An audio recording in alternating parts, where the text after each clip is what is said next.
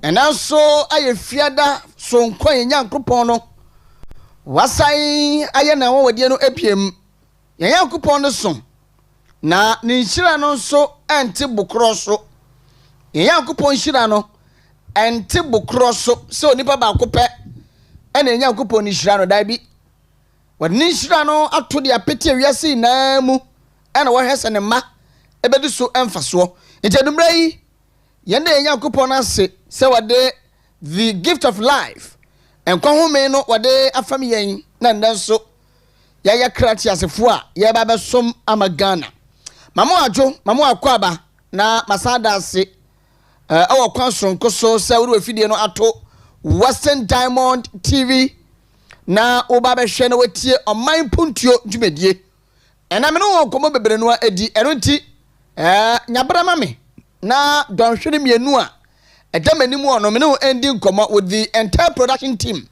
yasesa nneoma hodo bi a esefata se yede ema wo ne yetumi ayede bo Oman Ghana a math watery program and that enumre so yede ema wo the 20th day in the month of June 2025 in the year of our Lord. It's Friday. Mamo ajo mamo akwaba welcome wezo akwaba bonalve milini Okyeremaba AS Enchill, the radio PRO, the entire production team, one more I set. Barama banana credo abu plan and brei wabu chidom sanso ena oskeni from Pom Manson abena sawa amenia pom mana prek ene ogazinumu nano eka won and brei yede Oman Mpuntuo dwumedie eba besomwo na sawko MC anso a fully charged, they are ready and ever ready like ever ready battery. And they are ready for action. And in Tiaro, and our te, if you didn't hear what share was swishing, me about TV no eso, Sansuna Sammy, and our share camera no sooner, DJ Black Foreigner, Ebon the Chia Dom, social media no so aye, Kenneth, and also a boy, Menasipi. Na enumrei and command menu ebabe DNA France, ye, Ofie, Sansem Penisis Sabe, ye nyadmu hawa, and I bought a more, it shall see free. Enti MC amofa video na border bi esum bia a eye suku fa asase so no mofa to suma me na mendu enkomo enda minya bre efa krom kakra na mekwa hwe ye senya nyoma esi ekro awe krom ha na de medi meni ko bo so no meni anje ho obi beka se obole esum we de se kuma bi bode esum de se kuma bi enhada noso Adenti na Okyeremaba wa hanani kanisa ade bia enwanwa bia no a eye news bi se won hunu bi da se ye to ball de egu bebi a watwa mfoni a wode ba be kire se ye hwe TV so me ba be kire mu di ama ball na hunu se ekuma bi na esum wo no me ba chaw eye suku asase so suku bi asase so e Takoradi ha eskafo bantam number 1 na parki a friend of Kobe's Park. The former Western Regional Minister, Dr. Kwabena Ochida Kumensa, Parka, waya ni din edaswono Kobe's Park. Eno ana osha se ewo mfoni emui. The current member of parliament for Takoradi, Parka, waya, and they yebetu akase ni din edaswo a friend of Kobe's Park. And they enkrofo frasia one mu egu border e was sa park no enchen a Bishop O'Rock basic school and a Wood Methodist primary school in the schools by mienu ana miensa want that enclave ni mu a one ma sase kakra kada ho a se pese etumi development di bia ye betumi aye wo so no eno na eskafam bantam number 1 number 2 4 and wo area mu no wo so a womu twam passerbyes no womu de ho ededen border so sumina so a enei womu gu border e wo honom eno ti se amfa ya no amfa ntomu bi na yanka bi na yam Fred mayor of SCMA Yera Frederick Festus Fedu triple F yanka nche ne se wo ba yei enkrofo ne omu ye e wo Kobe's Park nche honie eno ti once man the boys no ma womu tu sankrofo no so sa because yentumi ntwa so enhwenhwe han say wo mu frase fa woni nya border so abra ho no enye border so wɔn fa wɔn border ne from fie ɛna wɔn nnwuma mu a na wɔn fa saa bushi area hɔ no a wɔfiri sa hɔ no efunti no obiara no ehunu no na wɔgya border no ɛde ato hɔ ɛna ne nua bi so twam so wɔn sɛ border bi da hɔ nti no wɔn so do wɔn nso de ne deɛ ɛde apɛ so ne nua bi so twam na wɔn so ɔno so ne nua bi de bi abɛto hɔ na ɔno so ne deɛ ɛde apɛ so sɛ wɔn ni ne wɔn se wɔn ni ɛna wɔn se ɛma mɛpra border ne fɛnfiri wɔ Bishop O'Rourke Anglican School ɛne Wood Methodist Primary School wɔn mo asase so ɛna nne nkurɔfoɔ egu border ɛwɔ soɔ edumadi kaka sɛ mani bɔ biribi so a ɛwɔ sɛ me make sure sɛ the authorities a wɔn mo ɛhwɛ yɛ kuro yi soɔ no yɛatwe wɔn adwene edi esi soɔ na mebisa this question sɛ father the assembly member for Skafa Mantam number 1 woba yɛ ɛdeɛ pɔte ɛna woyɛ ɛde esi saa deɛ yi nsɛm hunu ankrɔfoɔ edi wɔ saa asase no soɔ no woyɛ de esi ano kwan. It's a question that I'm throwing to father. It's a question that I am throwing to father. The assembly member for Skafa Mantam number 1 father ɛdeɛ na woyɛ mprempren mu a mo hwehwɛ ma Kobis Park fɛfɛɛfɛ say Bishop O'Rourke Anglican School fɛfɛɛfɛ say Wood Methodist Primary School fɛfɛɛfɛ say enipa bi no mu sɛbi atɔfɔ mu gyimie a ɔmo nim sɛ hɔ no ɛnyɛ border so ɛyɛ obi asase ɛyɛ school bi asase na eduru sɛ development a yɛbɛyɛ wɔ soɔ no yɛhwɛ nhwɛhan ɛnkasa ɛmbɔ dewuro ma wɔn mo ntɔm wɔn ase sɛ ɛhɔ no yɛto border fɛn gu hɔ even if sɛ ɔnyɛ a resident anaasɛ an indigene of number 1 and number 2 kra na wɔtwam kra no a nea mo bɛyɛ no ɛno na bɛma obi so twam a obɛhunu sɛ ha yɛnto border ɛmfɛ gu a ɛno nti father o committee members no adwuma bɛn wɔn mo ɛyɛ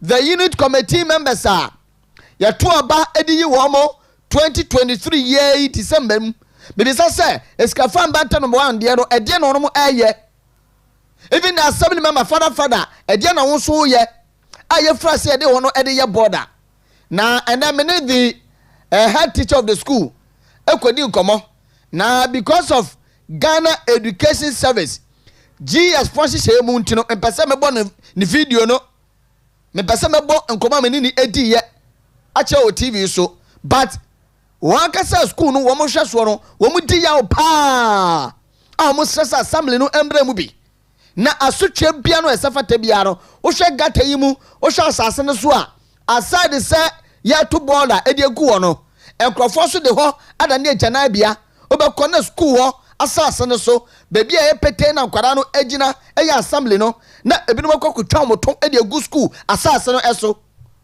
open defecation na nkurɔfoɔ etwa wɔn to wohwɛ saa compound no so a ɛhɔ naa da ne toilet sɛbi fa kyɛ me ɛhɔ naa da ne agyanan ɛhɔ naa da ne nipa sɛbi ne agyanan wonnim nia ebinom twɛn wonnim sɛ ebinom sɛbi kerosene ɛna egu wɔn adwene mu o you can't tell a wonnim sɛ school asase wonnim sɛ a recreational facility ɛyɛ park yi ɛda wɔn nkyɛn pɛɛ nkurɔfoɔ bɛgyina wɔn ɛhwɛ bɔɔl na sɛbi out of your stupidity wakɔ yi uto na wagya wɔn adi egu wɔ sɛbi wonni wose ana obusua panyin bi ɛna wɔn mbra mɛpra this is the time ɔsɛ otumi fitiri ɛsɛ aduasa mmiɛnsa no 33 teeth no yɛka no kura wɔn mu kyerɛ Ghanafoɔ Skafa Mantam number 1 mu dua bododo Takoradi Skafa Mantam number 1 number 2 mu dua bododo mafraseɛ ɛto bɔɔla ɛdugu school asase so mafraseɛ ɛtwa moto mu twa mo nan ɛdugu school asase so ɛdeɛ ne yɛyɛ yi a whole city Takoradi yɛka sɛ city a Takoradi is a city nti sɛbi nsansɛm hunu yi ɛdɛ na ɛkɔ so ɛwɔ a city menebɛsi ya mebra ne kɔ na I will throw this challenge to father animanimu ye father Takoradi Skafa Mantam number 1 assembly member father do something about this na this ball no entumi engu asa school na sase Bishop O'Rourke Anglican School and Wood Methodist wɔn wɔ enclave nim Kwasa complex ɛwɔ n'akyi sɛ 1890 church Pentecost ɛno so wɔ area mu wa ana scraps fo bi so begu ho ana omo ye nwura e wo school na asase so adan father adan munye bibi fanfan me da se ene me de san komo e besi a na afei ye wura nkomo foforo mu me wasema no kakra de manim a metumi ene wo edi enkomo me wo just 30 minutes na metumi de ofa we edi esi na afei the communications team member for the NPP in the Western region Yewura Isaac Peaceful Bedu enso bebe fie na yetumi esinkonwa edi Ghana nkomo now and now no ekobi ye from Ghana Academic Professional Forum GAP F and a GAP Forum one ma ye hwehwemu na hwehwemu ni na no enkamfu ano wo mo de recommendations bi ene nneoma hodo bi ade aba beto mbonten so na de omo ka efa no galamsey nko ho asem set the fight against galamsey no de omo ka de afa wonie so on your screen galamsey fight a mirage cosmetic under Mahamas NDC. What's a headline? Galamsey fight a mirage. Yakase a mirage amekai mi JHS science was say it as an optical illusion in which the image of the sky appears on the ground as a pool of water. Into any science kakra menim. Into a mirage means an image be and onumu but that is not the reality. It is a real yese na se asase no so e ho asia na awiamu e shadow no aba asase no se ensuo bi na etawo enso na ye ensuo e je fa na mirage. And I say an unrealistic vision that cannot be achieved. And that is a mirage. And to almost say galamsey kuna is Excellency John Dramani Mahama wajita na niya say opposition say yakupon ya tom na se Ghana fotie na nsema wo kanwa na se to aba de man say wo me yo mampania wo ba kudie che galamsey no eye image bi eye pentimamento. It is a cosmetic eye pentimamento akwai se sebe oba ne ho nya fe no wako cosmetic shop akope nkumbi no wade apon the wedi no na wade ebe entize mberema so mberema so de sebe ne ehye nika mu bia no ehye skirt mu bia no won person mu bia so enti wo be hwe na pentimamento. So galamsey fight no clearly no gap forum for person mo chen say His Excellency John Dramani Mahama wa pre ye no ayede to me say nsa no the fight against galamsey no e unrealistic ye hunu. It is cosmetic. Shepe pentimamento fight bi and war fight here. Now, no wonder tia a gap for ekasa semi. There was a report, I think it's a Tuesday. The insight, the wakratano, and the report to be ebaye. The MC Amunyi wave through. But Ghana from Mpuntuo say the galamsey fight under the NDC is a mirage and cosmetic. Ghana Academic Professional Forum for and one kasa asem na one kai no me ka kire me ho se me wei enya me nwa because there was a report on Tuesday. Yes, Tuesday, that is 17th of June yey and anu echi Tuesday yey na baby ya circle no was say galamsey horror Abomosu Senior High School and STEM students grapple with vision impairment due to polluted waters. Abomosu Senior High Schools and STEM students grapple with vision impairment due to polluted waters. And as someone gap forum for Beka, na the crap pass His Excellency John Dramani Mahama Baye, Abusumi Senior, won't to me to an amount fan the fight against galamsey. They were can opposition. Now they are saying it's a mirage. A image be a cosmetic, a pentimamento, na say a sound dia. A dan ye and a enretia Tuesday. Womo at the report, Idiaba say, Oko Clubia Fano Abomosua, Senior High School, and STEM school, that is science, technology, engineering, and mathematics student, and they do enya any problem, vision impairment. dodo na any efra all because of ensufi a galamsey fo na de san nsuo ne de abre kro no a worom sa na worom enom no ensufi galamsey nsuo omunum nti because of the mercury and because of chemicals omu use no nti no amase senior high school nkwada no and STEM student nkwada no ekofa na afei womo eyedan womani efra enti no this is a clear evidence to support near gap forum for anybody and no reporter no. So now we are discussing the fight against galamsey. His Excellency John Dramani Mahama obesia ne sapr yaba prr no and they galamsey kono akwa kosi sai and on come ne adie. We will not leave any stone unturned. Bibia was here can be a beka chegana for. But on him, assemble kone say, Baba James Mufa video na etwaso no entoso mame. In opposition, His Excellency John Dramani Mahama, aka assembly, was say, galamsey kunu ebe din wana na dodan kwakufu ado amembuo mu na wono kraso wo bei wo hwede but usha die ntia ama galamsey kunu aya din ade ama na na dodan kwakufu ado a wontumi ntu galamsey ase ne se wono akese na ado no ya galamsey na appointees aya galamsey ne elected members of parliament MPs no aya galamsey na sansema no okay na no na waya campaigner a desperate politician na waya campaign say what they pray to me enti wo de mo me kokotie na asema no wo kan yie na ye fa toto say e de na asesa na kobna katia na tuo na nkwaso e de na asesa ma ndai galamsey no ene asa aginsemu ayatumi enfight no akoye wo mining illegal mining I know the maka ho asema kan say the will to fight illegal mining anyhow. If we say Osha Abaya, Omo Mankasa Omo NAA, Omo chief executives, Omo MPs, Omo ministers, Omo now gold concessions are Omo de sa illegal mining.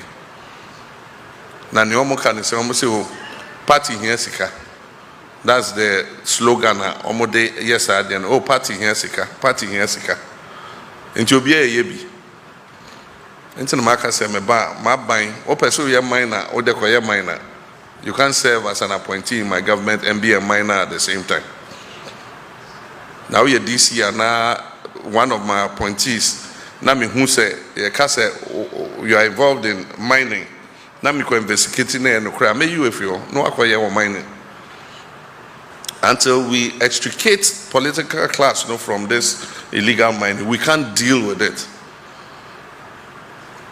And you're being involved more info. Would let you assist us in the fight against galamsey. Yeah, video ni say ya. Na sasami on one breath. What can sasami try Ghana for? Titrum penufo, a titri and inti a ra. No one more etiwo. Minimum bia crampono. Nana Kobran Katia, I think that the 5th. Our year is Kado Mahene, our Atweman Timwa. Nana know what to come on the captain, no.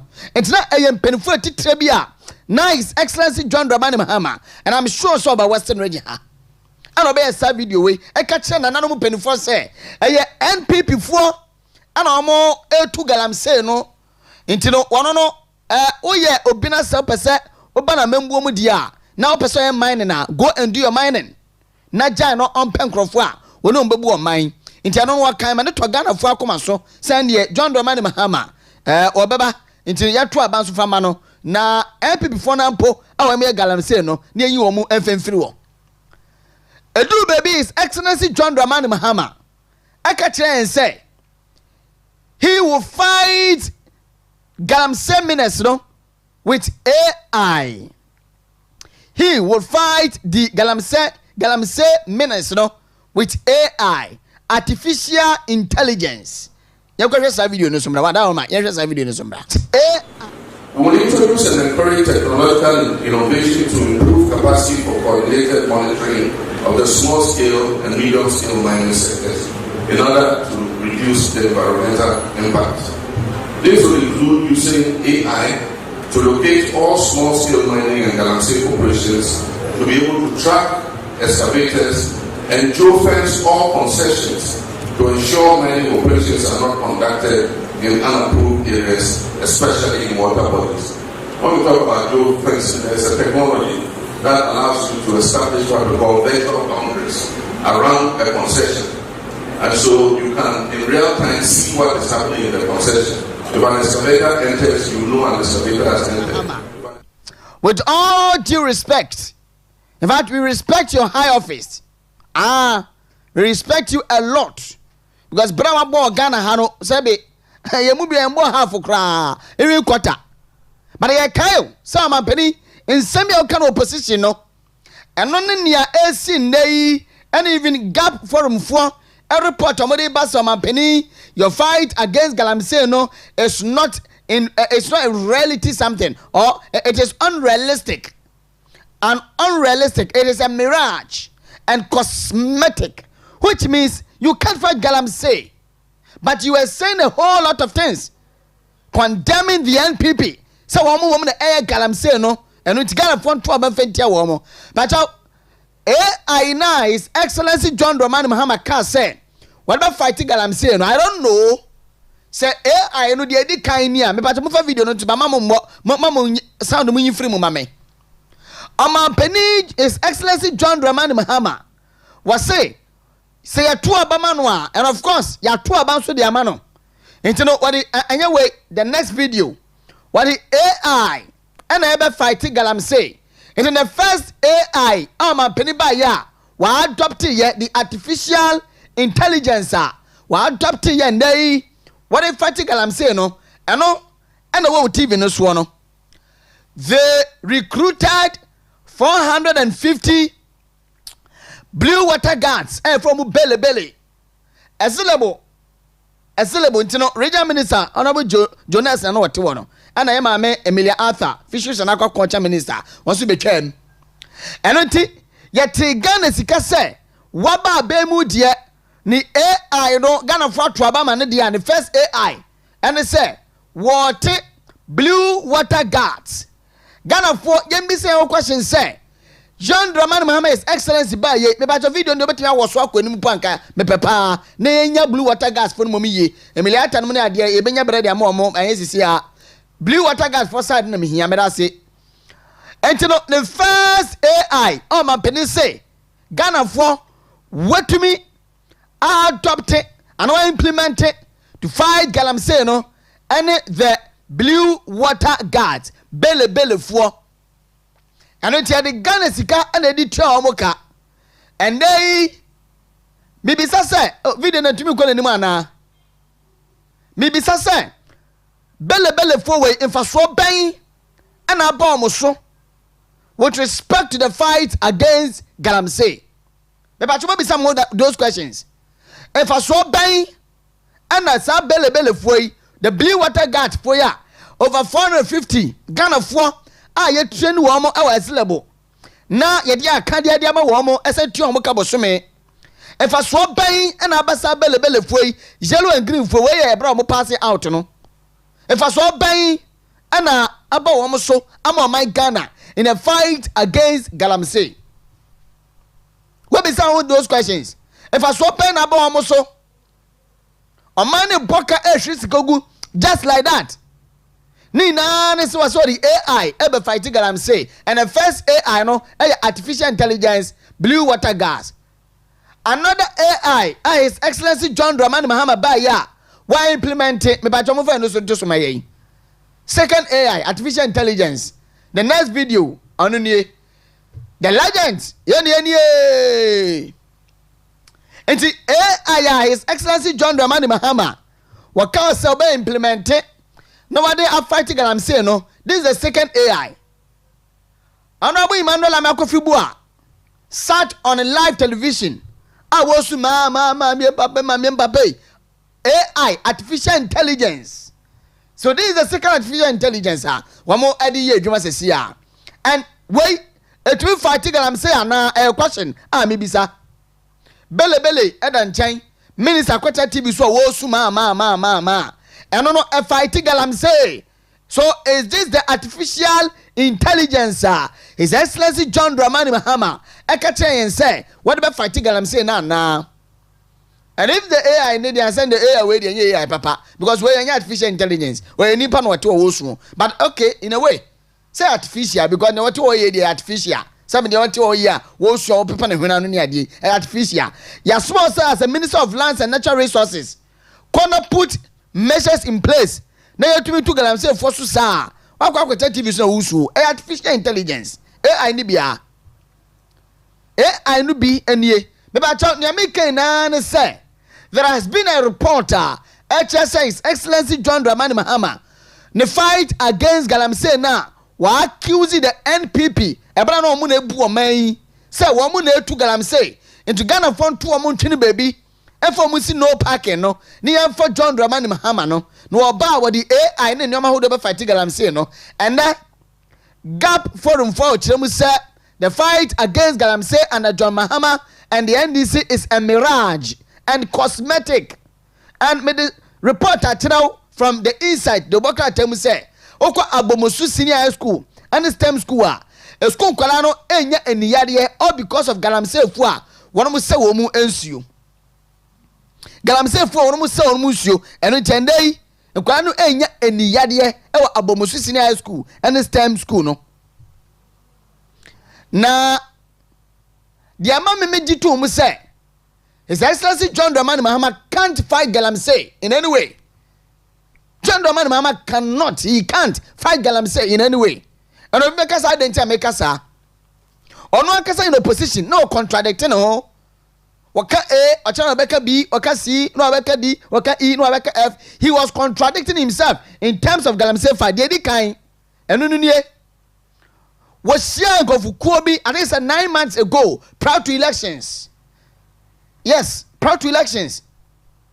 And what catch one say, hey, galamsey na, Ghana for na pese, ye tusu sano. Mami yanshani ye yo, ne yamfa no mengu akomu ye. I was say to me, a tactical. Yes, sacrifice it because say pese ye fighting galamsey dia. Then it means you have to sacrifice. Huh? I say to me, a tactical because galamsey ni yakan wasem ne pese ye tusu sano. Ghana ha yan export asat ebra no wakasa no na 80 tons yan export na 80 tons but because of galamsey activities no etumi add more tons to the gold yeboa no Ghana na export ekokosi broni krom eno nti se yepese etu galamsey so sade yan consider sade no kane because yan export no eso bete. Are you ready to sacrifice? Opia also are ready to fight galamsey. Was I doing the export no galamsey for gold do mo de ebre Ghana. Na yetumi export no wa dwen ho from 80 to 135 tons. Yetumi export kokosi broni krom. Inte betu sacrifice it's okay. 2. Embebru dodo na ye galamsey no. Eno nti se ye pese etu galamsey so sade and ye mfa sie timu se the youth unemployment rate no ebekosoro. Are we ready to sacrifice? Those are some of the words, or those were some of the words and utterances of His Excellency John Dramani Mahama. Ebra no oppositioner what contradicting no. Clearly it tells you say Ghana for the asu de to from pan ye tie nie ya na ka menyi ni se to abama no based on the contradictions no contradicting no in terms of the fight against galamsey. Me pa for sa video to suma me na Ghana for ntie ensemi o kan ye but yan fa ya adwen amfa nkoso o mi ntie mbra me ndada mo and so ehia kokudro because one senior mekan gold is the one holding Ghana now. And because of galamsey intina, we were 80 tons per year. I feel 135 tons. Additional, be free galamsey. So we must be prepared to sacrifice in the fight against galamsey. Say production will come down. It means that exports will reduce.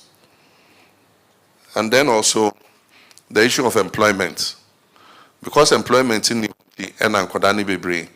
Galamsey. Into Okutia Galamsey, a lot of the young people who currently are surviving with galamsey would also get unemployed. And those are two consequences I'm putting on the table before we start the fight. The risks are worth the effort. The first thing is to make sure, say, forest reserves, no, omo mining of forest reserves. His Excellency John Dramani Mahama. Abra ye tie san komo we na. Question me be so ye voti ma no. I know ye president no. So swam pass Ghana fo. Ye ko voti ma papa John Dramani Mahama. Ada ye tie nkomo na ana ye biribi ana ye hunu ne ye ntini ye ana because mentias yo. Sanse wo kan na no ejina ma nyoma beberebe. Eno ntine nde reporter everyone person now no negative in a fight against galamsey.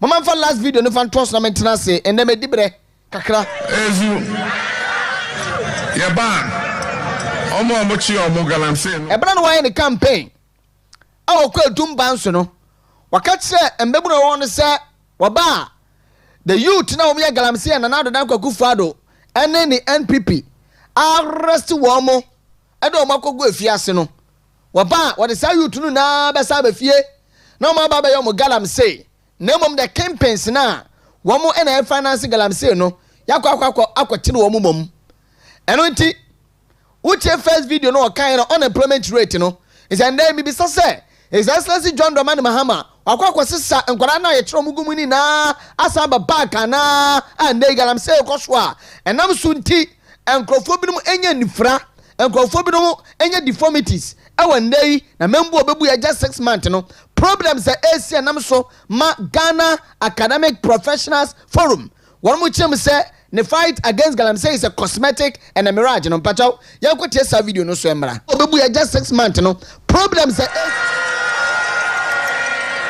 ezu ya ban omo mochi omo galamsey no omo atu omumu ya be ma omo amnesty no omo asaba.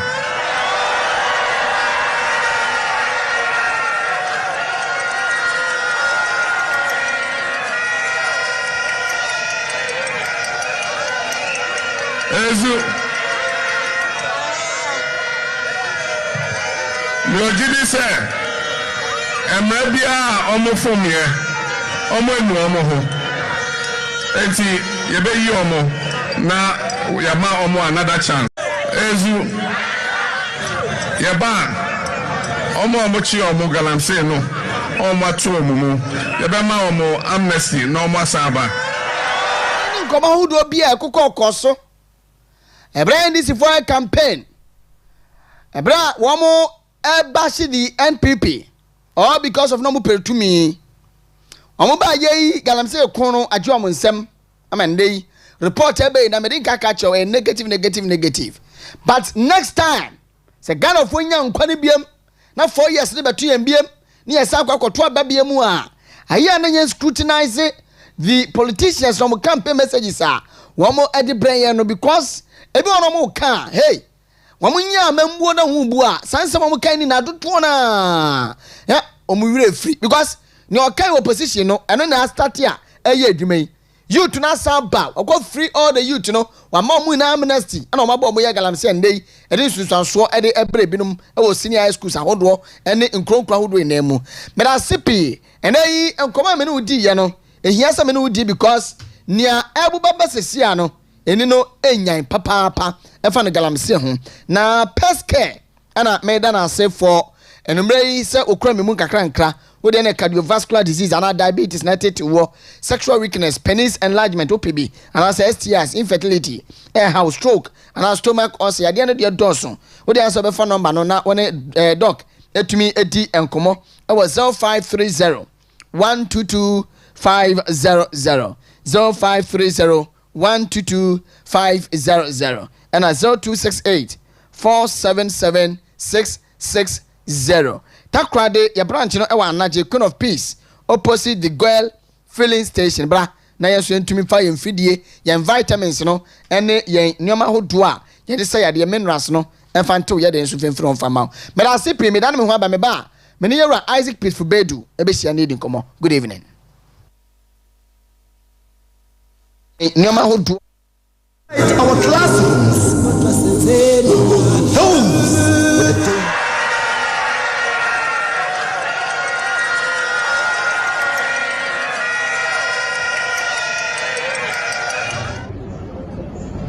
The committee also spoke about the time for our presidential primaries.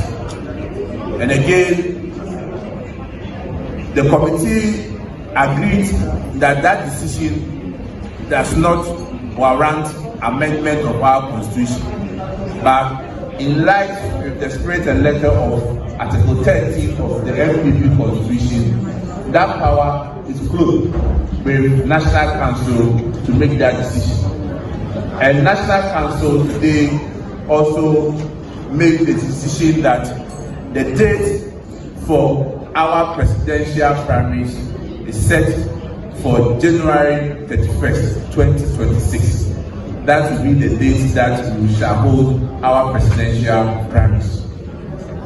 Western Diamond TV. And Bray, Oman Mpuntuo to media so and or show messages in the 0248071174 0248071174 na yanjibre enkenkan emfa emau and I know NPP National Executive Council on we share mo kokko share mu na won mo efa adwen kwan be fa so na party no ebetimi akọ ne conference the delegate conference akọ to adwen other proposals are on my tintim I was say party man won't me etiase ebro mobile conference ni na no e ho sem enso ha enumre ye ba na be di hu enkomo na we shem say presidential primaries no on the 31st of January one mo ebe holdi delegate conference no so 1921 one mo ebe holdi July year or July year next month one mo holdi delegate conference no na enura na nyantie say over 60 members of parliament belonging to the NPP one more akwakushia Dr. Alhaji Mahmoud Bawumia on a private residence and no edin komo etuom support e dey man say yame ya atuma 2026 January 31st presidential primaries ebeto no one de edin echi pa ene enkomo wodo bi so e ka wo ene nimre ye bedi na etumi ahwe ye anu ye e wa hanom say Zero Isaac Peaceful Bedu regional communications team member for the NPP ewo atoye mantemwa. Chief, good evening. Good evening, brother Okyeremaba. Bibi abokwa. Nyame na dom na wompa bonti yenwu ye papa. Arawo na wakam wo oye maami krom abuisi. Modika manfa wefrid na menchia. Etefo rete ni na ahwefo yinara. Menchia oye party ni mumpanyimfo ofi national. Deba region. Meko regional menchia regional chairman fo oye chairman nchibusi yako okanwa. All bompeda obenya national chairmanship position. Nice one. It is them painful in there. Obrapano oje urokwan. Na menchia oye the constituency officers. Yan former MDCs. Yan former members of parliament. Yan former parliamentary candidates. Sure. Na current MPs. Polling station and electoral area coordinators. All right. Mwe inala no. Yama mwe inala adwa yubri. Na painful case was watching na umbi osna bebu inara. Oye de nara nso hyew. Wonse dem abodwe. Na dem Ghana fo inara inene tua. Na yere san ya ko ine chiridi. Menjins the Ghana fo bapere besna ko ye chir mfia wotwe. Mfia nanara na ode inene no yi. Okay. Tinde hye mo from hye painful. Ona asem o kan de wan yema adwubro mba fie. Na 2029 di MPP ane no onreba. Okay. Damna message for me nara into MPP fumba what's the day number na kokko number 1 now probofuyara na sabi so bible po kada akose na answer na adwen na you can't do same old thing in your result no new and expect that you get new results to the other sound the zampanyimfo or the second highest decision making body wada abanu ye na ye nsoma adwobro na ye nhwede se ye defa akwana da oboboa mde bebo ye beba na menkomi krom abu itira America memma won na shes ni titir abu isifo mba wo kase wakan okay Ibria Monoro kase what won de wi memu na pe na wona akoma gi wonsem ebe na identity America dam oye sea defense no war bia endi sabana ozikan wo hyase ononyamfo gebe kodu sifi na abredo wo hyase wo aboaz na purpose ni de woderebo oye energy enclaves no ban okay nti wode be obuduru aboaz baby da mambre no na me ya sem remember wo aboaz member dan so to na manda wow amanfo won hi ama na resase amanfo wo de no kidinsu because wan yemfo nduru bibma na afarfo won no agye okay tibena apofon den na wo owura na adam eduafo one ohena wo na mare ye bo anan ye kompanyifo yame na adom so MPP be oye 2017 onunyamfo atopamfo ne onunyamfo Joseph Amwa ye bo anan ko ye choleted ko hydro energy wa provide ampama afrofo work no into one standing abani be why standing if you aboaz manda monokui aboaz puna ku chechi manda ye kompo ana first na sabio epon obowo no ebo kompo na nkofo eduduizi ban na aze wo okay tedi kru na akwanyum na kire ne fa fio maran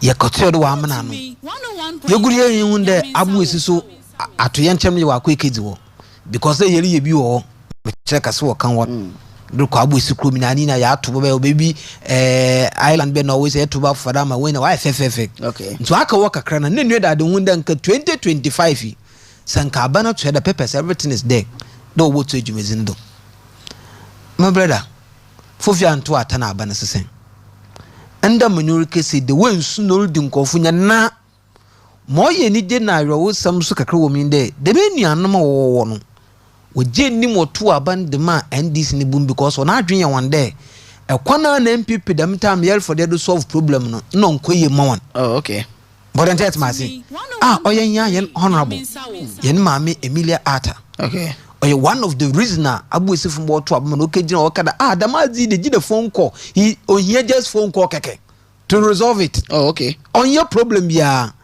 enti menna no mesi afmo ho won to mam mabara wa chala abusu mebien mayempo ansa na nsu ase nesifom okay and there are some wo mi de nsu na ba masabi pensioner bi o wan to ma rewa kan kofo nsu e bu ne dan mo ne papai wa afam wewu oh onya agrudi na yere kan amanfo woni ya ma oresase amanfo wona adan lukedi nsum sebi obi na japade kase hotel anada guest house bi o woni na ese we kedipum oh na mo aye e wonso na maami na obo obejon ofofo mesafu na no wobo awodru baby krapo nsu no on yili dem time yabo collection mu na le kan mesafu wo boko jan okay baba me ka tiefo nso se we can come aye be di ho just that we wura mu preko ye be ko shama na ye wura mu yendi ho komo preko na ye ko enim shama in perspective na ya hwe 6 months ya aban sesa ye amembo ne tise but se na wo kan sem no me nya audio bia na enamba bia me sakan ye okay na I'm just to verify me be so be no say abu esi community yes is it under shama it's under shama constituency yes you know as mami fo bi no papa fo bi no what the background bi mo boy mami Emilia Arthur din yeah ntino menimu ade me tie sa audio no ke ba cha mo fa mami Emilia Arthur phone ni ntoso me ba cha nkomo ye ba be die no ne hu wo mu bi ntia mama ye di ne phone ni e de atoso phone so me fa de e fe pa o hwe team ni so nice pa ba do me tie nkomo no se ni ekokoba ye ntie mra Nazisa na waje gadi mfanyini kwa nsampa ute wana obiani tamisi no wala ya bede wala akobo namlo wa masu mafuwa de gas wolbe nsampa ute ri ina wade tamno wala ya me yo tana ma odi ye uba pe mi na umuma o fi me kwa melechi ina so ba boda na jamina ngama me papa maza me kana odo wode pi emila mokomu no mnyunta de kwa melechi ina kana ya to ama ina mi no wala ba patwa ma wanu su jeme ka jene yang here and then una no boya bon so come na chi ehun next boy ya se to come na chi no we una Emilia ya ma ura bo na no mpo ipo no ye na no mpo ipo ya ka so ka ba ka no de we ina ye jo ma ya kan ma so to Emilia ya to ya se ya ma ye next boy ya so wi mi so bon kwa me do nu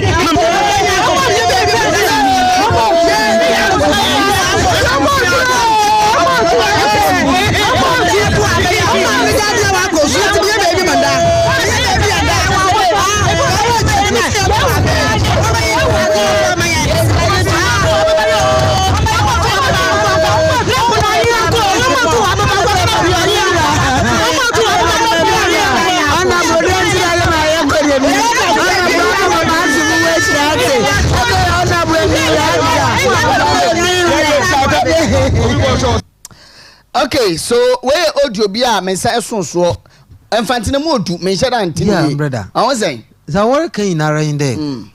The magazine tin onam ho mo hwede woto aba de ma ye ne maame honorable Emilia Atta. Na mo ye ni de mo kofi America me brother. Ambro so oboy ya maame ni ndo ye fishes minister was wait for abongu nti otu fantos otu ba na kire wo sell black powder. Okay. The say epe abobi achina no okọ kire na okire on ye because it will no abonku no. Fishes minister so the epo asam na nsum asam do fo. Nti oje wo si defense in the no kire why and tentem. And there was wo bona abumu on kasa won. Ba yenyim de abrina so guyendo yesren. Menyim says the water can no corridor. The wo bona abumu on kasa won da anazi. Be when the menyim das na mbom za medimoni ehun de nsu no refon kofo no. Yesren bio. Na no hye bodo yo edwuma boko.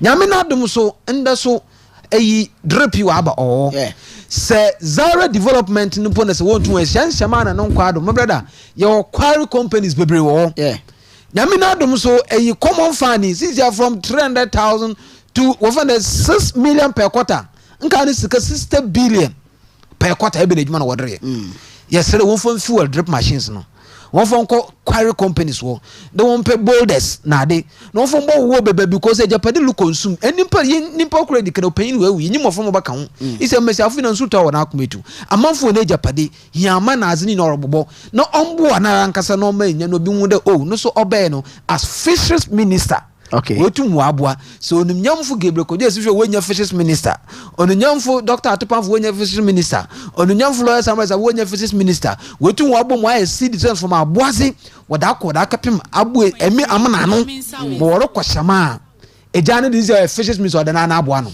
onye ba no bi ba lobby na so okro okeje ononi otua ono ye demonstration upon demonstration we ye press cover upon press cover ka say diti abandon there ye timozi na do diti agbosi ba na dem time na nimpo nwuwo na ye mo ye bi no ye ba sa ne nkra agbosi fo se ye fama ye ne maame oil fisheries minister me do obezi hu juma me very na esia no onyi sankomo ya enam abontin so nkofo keke ni ade a o kire no mema kire because audio na me de me nim be bi efiri ba and say wo a wo free constraints no mutumi ejitum say ho na efiri ba dia but audio efiri mo ho na ofi wani mpo kese na ofi abo kese wa kan papa okay okay so we sa asem efiri mu a 6 months ni o mo ba ye at least don't be politically biased can okre wo mo kire bibia akofo wo ana yo medasi to the American 6 months easy za menyim de oya adibio oya nkwansha maje hu dase do record wo shema constitution de oye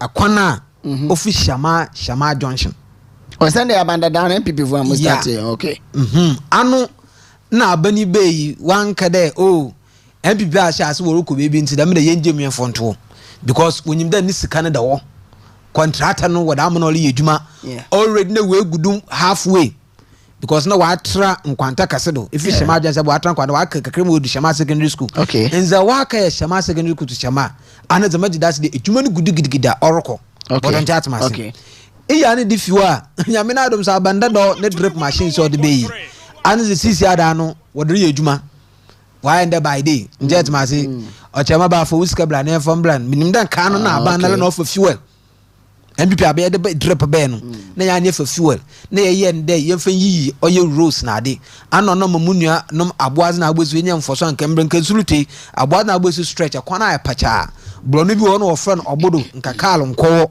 nda munuro kese on the MPP adaru no nyamfa ze kwa mto koto covet oyi na oye fine modo ekoya bi wa ne the same thing oye yen fine dami eyi na wankare ye wo budget o budget masa oya abana no ma fuel odo kan but in dey ebe fandan machine is so bad budget na we odo kan so me de me nzeme ebiani wa bande for whisker bana yen for drip machine wodi ang say iska da koto no yen for mo no for edwuma ni fiwa and some more record on brother oyenyen yen for example school feeding for the past 8 years yanti kabasa bia wo oye shama ko so on the MPP and then menuru kese so bi di na edziban ko kese wa na obi so abo twef wo dan yawo na oda ye mo ye nkutuku bo na de in the ebe shama was one school problem three macho men another three caterers okay into one job 3 shift 3 persons okay because when is shame no all the women organizers wanted directly from the national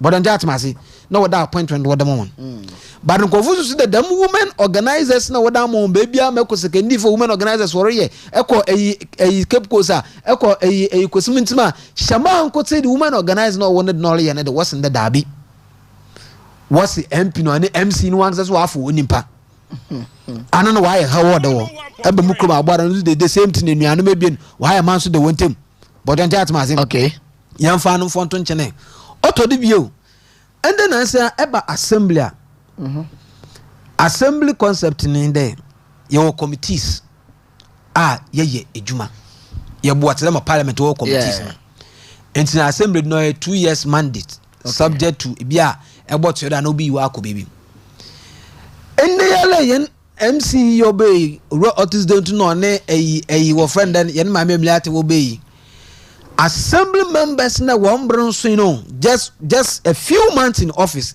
you can get consider match this year match when you 1 year when you 2 years simple and brothers and sisters before Bakara reconcile be assembly man on the grounds of abia misconduct another is incapacitated abia or year another brubini another is not performing well but that's matter abia as a committee chair you are unable to call meeting thrice in a year. That is the minimum. The parents people are performing well. And more I don't point this or bando or young people from Panke Bakado oh bia a political mafia and I'm bia wabenda you do another dimension no ye. Madam here no me preside me government appointee. And Berno say Malaman can't promote crime, meaning that domination. But ye elected assembly members were elected constituency officers in NDC. Wow. But that's my say. I know man conference as I said you run up to now. You bo MC atwintwa. You bo MP atwintwa. The eben banda the menu anum no why ye. Monam do mo over there. Ebe ka there when you want offense nchen. Na the MC put radio say you can nche mo retendo oh you wanna do because onkofu ka there owura oye one constituency organizer wo boache. Sebia on bande why that man you could do so because but to my friend so baka no koro that material be as time goes to pena no wa friend ye bi mbosem na yanka wo buache oye constituency organizer ejuma brand say oye odema one and they wo ba ya kire de mankofu susu de no mfom yenda wole propm no oye da no super bi and say MC ne ntiase de na papa oluko pm now abana and ne papa pro nti wa abada although you the nature more mind oh e go fuka dem ponti as na nala ewuro buachi pode anana no we when you room anum to say e can there so conflict of interest not the conflict of interest for but there anana no we kunu mebie wala yi asama but that's my son anu den chen so school feed na asam no reke up to now yeah before so better school feed no yeah is it that ya pam wo mo say committee ni you free so when you wanna feed class where committee chair watching or development planning committee chair so the position as the committee chair yes when you feed of which on come break come na dem na nkodo ye I don't know MC na so appoint to man here chana say by election I don't know and to say was assembly chiche nim ana me assembly chiche no sem fan there 2 years no so ye reconstitute but that matter me tiase and 2 years no so ye no wa pa no no you PM what ma call for emergency meeting based on reason best known to him that matter to botu wa for today is share madam the sense botu wa call for one remove in there okay bia one mo fande bia nka government appointee anambro no control no be for be show bia 2 nimpa no on meetings okay but that matter bia 3 nenzi ye na oye no it doesn't merit as an assembly member okay. But the means I mean that these people perform their duty perfectly, even under MPP. And Yampo Yankade, as a constituency organizer, in the role play. Yeah. He was seriously on the MCE. He was seriously on some of us. He was seriously on our PC. But we look at his qualities. But that's why I say his capability. When you come to assembly worker, Honorable Buachi, that is assembly member for Biposo electoral area. Or NDC constituency organizer for Shima constituency. He performed creditably well. So we don't see why we should deny him the quality he had because he's an NDC organizer and see more on perform well. So we allow him to continue as a chair. Okay. But then that's yeah. And so you do yeah. School feeding us me. And she share what the in there. The constituency women organizer and her deputy, the constituency chairman, the constituency organizer, then one woman, the MCE, and the MP in consultation with the regional minister. One shana after constituency organizers one second words no. Other grassroots members would deserve just matter because once we have blood one monk na one for one. Yeah, by the case of Kutukubu look or no. So women organizer from or from constituency organizer or from chairman. What's one point when you want to appointment or damn one? And as some of you be a region from painful, you know, I should be under in them. And a Shama constituency, then the mention order to form them painful when you day chill there, Narayana. So on Sunday, I said one friend MC non Yerida said they should put things in order. Because we can't put our student in the danger because of Unkofa, Wallaper, a school feeding, and they cater local macho men's nature, Abafro school, no Kunkubona. Look at the traumatizer. Is that how we want for the children? And to one send form. Now, one was offered, and the chairman and the organizers and the people involved in one shama some jimba ya pia in there as a church of Yakoski akacha da some jima mo from one bro so the all there woziza wetumwa the woziza some jim na waba nice already na nyim there you boy school just this month ya middle of this month was start you and for the time you boy school May up to now and you dey room and da akofuma because mo from bi wo wa the maze banano no was survive upon and for the past 2 months obe no nye the benin we je school but on that matter nyamya na adona the mabo phrase next time when tuma about na I end the dream of education and when ponu yamba wa yamba kan wasam na sanso dream be dey go to kube dey chira na edro kwayin yes Shama is not like that nso ma asomdwe branti ma yare kan there ntwaban ayi mesi afoso once we come there ugomishi we ya na ma me obegbo mfoyin or ye Facebook we find the TikTok chat na ina de but after Photoshop no hunu hwe and was ran so onya anya hwe because obi was obi se binum de wo se be nya wana onu aba mfoyin mu amon bibia so onya anya hwe ama wana on bomo on drop wonu mfoyin no ye not only because drivers will apply in Chaban to Shama we dem kada masam sisi amurubo kofi adam modwon won yin go slow from Seko Junction to Chaban Abuazi and Sadoko. On ye is a butume dimbe 2 to 3 hours. Hey, I'm telling you. On ye Fediagro. No, so yes, it is something that they promise. Na dama hon work can no on course them. I work at a one point when ye over ye. Well, then traffic light no to a conwa bay, Mutomo, how one crime. Since it's affecting productivity. Because school for local school way late. What do you for work first way late? Worker driver get a car go do one fuel. About we not yet to the Meluko straight. And don't see yesterday way. All right. And that's a standard the Shama said we have seen nothing new under this smart. The Enchill kona na yere the yeroko. Okay, may I say NPP need to find time to solve all the problems in and out of the party. We need peace, unity to fight for one common goal. Okyeremaba, it is true that the House divide itself cannot stand. To win 2028 elections is not by mouth. We have to fight hard to win election 2028. The leadership of the party should stand firm and do their work with no fear or favor. I'm Takoradi Poku, watching you from Kumasi Kote Extension. Until also the number 0248 071174 0248 071174 from Saint Okushamo Kojokrom Eskado Keten. Good evening, Radio PRO. The 6 months of President Mahama led NDC government has been failure and disappointment. There is no infrastructure development going on, no social intervention and economic policies. NDC government is very empty and it represents no hope. NPP must come back to restore the hopes of Ghanaians. Best regards to Honorable Joe Gatti, Chairman Otis Cobbin, and Mr. Colin Sarr, the next Secretary of Eskado Keten constituency. Text message, WhatsApp. My number is 0248071174. Oko social media no suswa. Ye active baby na also to me Edward Venture Edia to now. Yen share video kakra ntia mu nsam embra. And say party in for the second highest body of the NPP, NEC. One go share no one more de share kakra de aba. But you go tie mu nsam kakra bi ne emreba. Other pictures been so near idea, flyers be wo krom ne ade.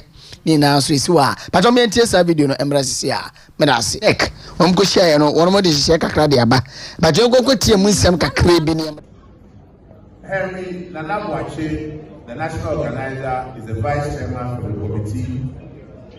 Honorable Jerry Ahmed, the second deputy whip, minority whip, is also a member of the committee. The Greater Accra Regional Chairman Divine Ogobo Utu is also a member of the committee. The Deputy General Secretary Haruna Mohammed is the secretary to the planning committee. Honorable Abna Ose Asari is also a member of the committee. The National Treasurer, Dr. Charles Damna, is a member of the committee. The Deputy National Organizer, Madam Safia Mohammed, is a member of the committee. And Mustafa Salam, the National Youth Organizer, or Salam Mustafa, is also a member of the planning committee. So it's a 9-member committee to see to the planning of the delegate conference. Executive committee and the National Council also received reports from the amendment committee chaired by Mr. Frank Davis, or lawyer Frank Davis. And in the words of the committee, they received over 300 proposals from the rank and file sympathizers of our party. And they briefed NEC and National Council on where it got into. Na planning committee on plan the delegate conference on next month, you know, and I know what boss so name come who do be a the share so. Say I was say mobile started from top to bottom. In fact, even though can say me bring chairman change and cook and then we say a recipe for disaster. And NPP from person with difference, you know, because the mo yan the and fan no no eka. And you are at any so eka different things and mo you know and yes standard our set party no mo fa so ye. E mo so ka say tactically no mo skill because more and yes may refer to you but party ni penifo SQ to benefit Yoruba because on the name and crofo enim no ni ade because say ko a year presidential primaries 2026 and no meeting can confess there na just say at the end dem ye die and fa no kwam ni ade a me ba jamo fa a year flyers na be ba mountain so no be ever to so mayen flyers ni be ba mountain so I think say any pension bi na yatu mudin but me ansa a flyer na me wo but am fa to so ma me na yendi nkomo e bra mo de to so yi we ye hihye wo fra omo de but mo ko conference now. These are some of the issues I'm going deliberate on it. Maminti. Okyeremaba medasi. So makase me de kam sha samakade. Entum man kodon ye as the donara in your result ehwehwe no. Na expect there sane bi benya result. Ozikan adwene kire ya wakakire yi. Onye kukuma na de ntichire na wachire binum podante atmasi udzikan udzi anu abubu anabubu no kro nechi no na wose wonto aba yeka neka your national offices. Okay, so Bacho, we are here for the betterment of the future generations. We aren't here just for a candidate. Dr. Mahmoud Baumedi ni Bacho, next one. Also saying you're a Canadian in Japan, so a 100 year reduction say a reduction by so Kennedy PhD Canada say Ghana has prioritized degrees over real competence for too long. Honorable Kennedy breaks that trend. His ability to create jobs and lead with discipline makes him the ideal NPP candidate for 2028. But you're ready to be honestly, dear, you need ha reduction by yaw or say educum. Also, the other one, Sunny Naka, any commander workers. No, Wokashia, no, we know what 2 hours so come. No, do need Arano. What you to me there? Young share flag bearership na as a first. Eben I didn't know what cadential flag bearership na as a first. I mean, Pomie Manka was the parliamentary dinner or their come. Okay. Sense in there. Emina ye budget as a is a flyer leaking. Over Japan, on any popular for MPP party. Yeah. Over Educhum, on any popular for MPP party. Yeah. Over Brana Champon. Yeah. Over Dr. Mahmoud Baumia. Yeah. Never broke a win now when you nimpa was a offered with the president or ye when MPP didn't. Sure. But I'm dead, Massy. Yeah. The man so, Nessy go out to Nimpa Krupe. No obofu. Nessy Sierra, Obia way Nusum there. I mean, what my flag bearer. Could just what my flag bearer. Okwe Chila, Kasakasa Neina, no obodosu. Okay. But I'm that Massy. Yeah. Because I'm from the Yako, ye in Impokra. And go away in with different flyers over cancer will be Casamide Chubi. Yeah. It's only one reason. Not today. They didn't I don't know the fashions no Ken group, a Baumia group, a friend then a group in Wabuazi. Okay. 2. There are people who are interested to become polling station executive and other form part of the electoral college now. Okay. Now in the phone call to Aba. Especially we president, we parliamentary we are. Mwakano. Constituency of about to Abe Keno on phone. This election you create. And nimpa we jeni mwoye jumanu kwa pa kasina nye party executives. But that's my thing. Okay. Because nene da duna number budget no uncle. 3. Yene ebe ye go nchushom bebre especially central other communities who there. Them presidential and parliamentary election na woye na nkofu binu woye wonder we special people that I was go to aba na akaje mo one bag and go to aba na akaje dem akaje dey na me mo to aba wo dey be the president me nya hwe na do mo to aba no just my oh okay and that the means will be brain all them voting apartment be me nkofu be bi won go to aba because one do the watch am no dey come won aso go to aba okay me ba so on your shorts ebra some over 60 members of parliament on your MPP for ekoko shia Dr. Alhaji Mahmoud Bawumia say ura wa na ye de pewu and say abere so ya tisi ura Kennedy ohine Japan so eshia some former MMDCs bin so wono omo so to party ADD na omo so edu omo nkomo ni ade se omo so etrom support e de man okay yeah and as obandam na obi oporo be flag bearer obi oporo be parliamentary candidate or interest our friend then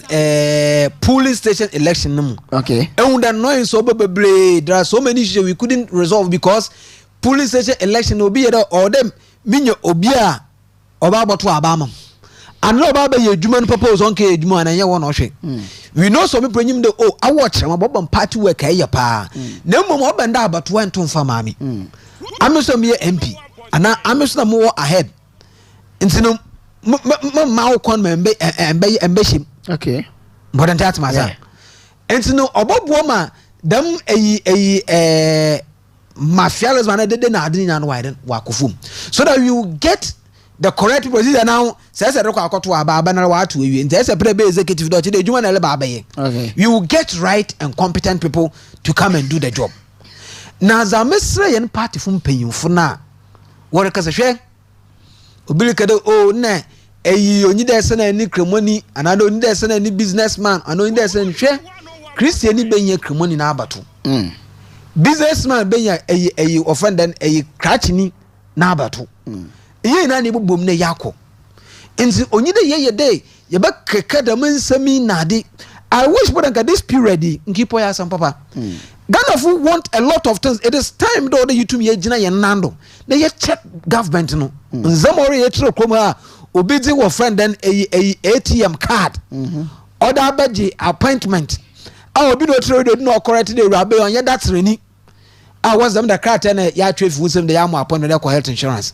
but you to me one friend call because when you deceive a public officer it's a crime anambwa after that answer that we are charging na yo that be abani ID these are things when you na people ye na jedu ko ma Ghana for what one say and then answer okurita ko beja obaka cha na passport what do anambwa yeah na what do whatever I think a 250 said Mankofa bo say ho any day ala parliament will be say na us banana wo try offended finance minister ne a supplementary budget na wa hwede so boto make allocation for data into passport to jemoji anamboa ano dem Ghana for what as and then say we just catch cement aba 82 Ghana cedi cement so good as no go say amruka so na 130 140 that means semi no dey MPP fu no yeti ye na hoze ye di kwachi na ye nje yanka say ye mfie nsam na ye kan wo pardon. Okay, but it's myself. Yeah, mama, this announcement say Yamiatum, we are back on air radio side, you know. Fantastic. And you know, Sisiani send a message, you know. We are told say beba air, but as a time and near banding him. There's a radio only. Radio oh no, no money no about now was what radio what one come to mind. Go radio no our uncle for. It if one come to radio. Yes. And to answer. Emma, them time me no they ye tin. Na ye shokwana ya bafaro. They are not skewed in favor of anybody. Why am I saying so? Because obi wo wa 2024 oto abandema oraken. Okay. What reason Accra na bi nti. Na adwene ye nde afiso me samoto ma na obey den obey ye. Anaso dem manzamoto Accra no mu de some Brian Champon anade eyi wana edutuma anada roba o me na madama na okoba yi likewise obi so tu na ba de ma doctor mamu ba me no we nusum dan ko bi ene no kwa abato do tuma o win but as maza nza dwe de ebia na we win no eyi ye ne no ko pa on ye it's all about how you brand yourself. Okay, because ye ne partner hye no o kire de nkan ye kura ye wo position a ye ne flag bearer ntem kra no mo brother odo ye 24 months before election. Okay, that's 2 years. Yes, and it's there. Ya chere won kra. But on that massing. Now, say one of us say one mandate to wumpa or somewhere I think April say May. And they say you January one mandate on we.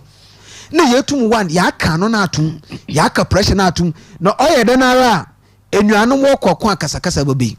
We can use this 2026 period no yetum yeda yemfum adwuma na because last 4 years na another last election year no yenya ample time and is amuya na November 2023. That is that. And Dr. Mahmoud Bamiamo ni super delegate conference ni very good that must say yenya ample time and fan ye fie adwuma during promise no nso obi o promise obi ka asembia ni odanu mu obi eba omiani nimpa obi ekani nimpa onye kasa bi disi ankofo ode wo mo odi adwuma am wankoye. And so we can use this 2026 to resolve all these differences. Then 2027 no tell we are getting to the 2020 election year and when they started the plans because obi anyim there MPP 2026 24 yenya ambledum pa fan sell yen message na yeda kodum pa sell the candidate vision. It's true. Anamboa odu e motumfo po ka bi de munjuma mo ye na no daru na mo bono but that masa because obi nyim de eyi Legon hospital owe kufa do si phase 2 enyim de obi nyim phase 2 ko better than that obi nyim de Takoradi port expansion owe kufa do be phase 2 that masa obi nyim de GMPC the man samina owo de kachen kofu obi nyim de teacher trainer nurse trainer la wan isa munuru kase wa me ya ti ase na aban so ye krado be page wo sika mu enti wo ba na okada la wan ya ye ntua no kwa bozi ode ya de e bo hwe bojo bi aman wa wo school watan another bo kwa part time ne wedi na anhwe ne ya awon wontum won ya won ton ade wo be no ko school ko so ne so ko so teacher na e community wanfa wo friend den eyi adi wo friend den all san fan be fia na etu aka slay queen but on chat masi because in the heads of colleges of education wa ti ase den obotu ahwemo from that crossing na mesemo wa bu woni mfia wo tworo ko no be did that a day e be na asem no besi the mean some nara no or if you able to 2027 you to be then 2028 election year no we keep on checking the government. Okay, ebrane ukopa antino I think say go we so hia also to me do edts but ni na mu no say to me di bre no sit no just a minute on this na yanko it is America me dey kisi nara in there dem mpanyimfo wor ko media do wo ba kasen wo ba yeyi na aja mo wofa o de mayankasa wa de yeru ye ntemfi wo paado obi a wasam ka hwe in every institution decision bi ala nyi o maker obe favor obi a but once there o ye team decision no we all bind by it because this bottom top you be ma calling the dado one yen away the man ka bi so beka de before usuade ugudun kana na ugudu woli ebio once say won ya say yan hu ya ote contract luchokwan so twe no for dem eso abon but one for them also you good